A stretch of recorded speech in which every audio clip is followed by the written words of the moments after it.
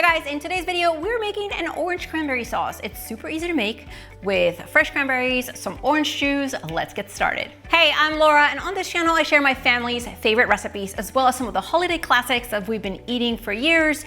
If that's your jam, hit that red subscribe button so you and I get to cook together twice a week. Here I have a whole bag of fresh cranberries that I simply rinsed underwater in the sink to make sure they're nice and clean, and I'm gonna add them into a small pot. To the cranberries, I'm going to add some granulated sugar, some orange juice, and now I'm gonna turn on the heat and bring it to a boil. I also have an orange here that I'm going to zest right on top of my cranberries to give it more flavor.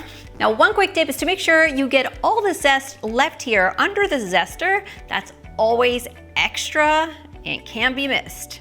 By the way, if you find tips like that helpful, make sure to give this video a thumbs up so I know to always add them in my videos for you. Now I'm just gonna give everything a quick stir. Now this is gonna take about 5 or so minutes on high heat to come to a boil. Once it's coming to a boil, I'm gonna reduce the heat to medium and I'm gonna let it simmer for about 12 to 15 minutes, stirring occasionally so my sauce does not stick to the pot. As you can see, the cranberries have already started to break down into a thicker sauce. Now, don't worry, I'm also gonna show you how to make this cranberry sauce nice and smooth, or if you like yours chunky, you can do half and half. Let me show you what it looks like after 5 minutes. Don't worry about the foam, that's gonna go away. We're just gonna keep stirring and let it go for another 5 minutes. All right, guys, so this is ready. It has a really nice thick consistency. I went ahead and turned off the heat.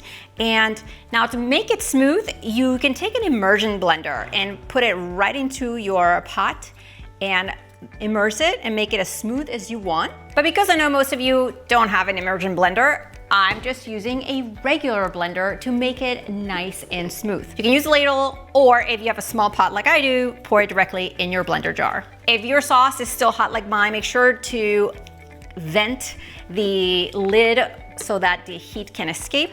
Now you can just blend it on low speed, as smooth as you like. Personally, I like a few chunks there, so I only need about 10 seconds or so.